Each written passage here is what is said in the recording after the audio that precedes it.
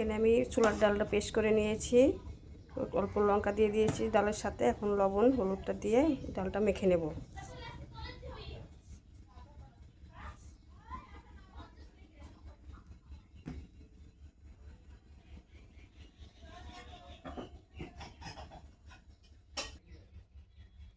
হলুদ আগে লবণ দিয়েছি, এখন হলুদ দিয়ে দিলাম। এখন ডালটা মেখে নেব।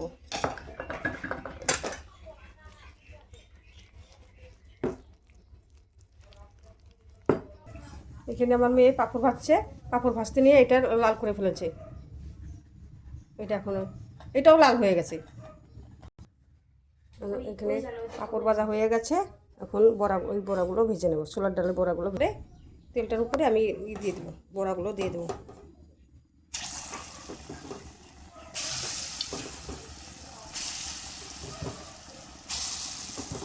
আজকে সোমবার, আমাদের নিরামিষ। এখানে ছোলার ডাল বড়া করে শসা আলু দিয়ে তরকারি বার করবো। এখানে বড়া ভাজা হয়ে গেছে। এখন তরকারিটা বসিয়ে দেবো। দিয়ে প্রথমে দিয়ে দিচ্ছি, তেল দিয়ে দিয়েছি বড়ার মধ্যে। এখন কালো জিরা দিয়ে দিলাম। কথাটা ভুল হয়ে যায়, তার জন্য ছড়ি দিয়ে দেবো আলুগুলো। প্রথমে আলুগুলো দিয়ে ভালো করে ভেজে নেব।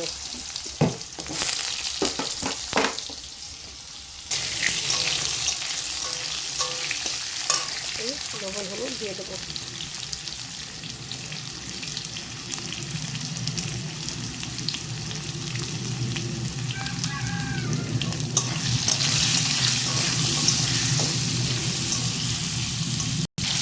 হলুদটাও দিয়ে দিলাম।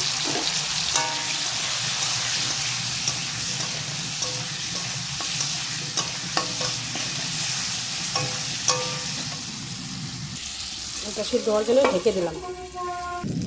এটা সিদ্ধ হয়ে গেছে। এখন টমেটো, কাঁচা লঙ্কা আর শসাটা দিয়ে দেবো। কাঁচা লঙ্কা ছুঁড়ে তরকারিটা করে নেব।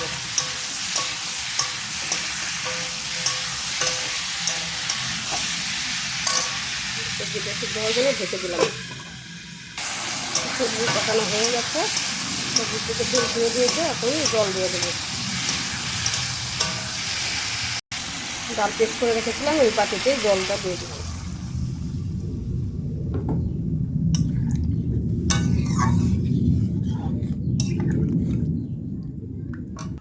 এখানে জলটা দিয়ে দিয়েছি, জলটা একটু বেশি দিয়েছি। এখন জলটা সিদ্ধ ফুটার জন্য ঢেকে দেব।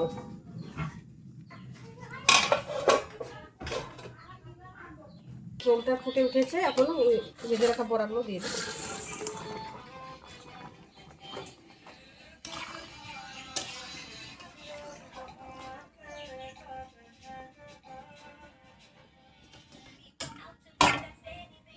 জল ফুটে ওঠার জন্য ঢেকে দিলাম। তোমার পেঁপে দিয়ে আলু দিয়ে বড়া তরকারি হয়ে গেছে। এখন জিরা গুঁড়োটা দিয়ে নামিয়ে নেব।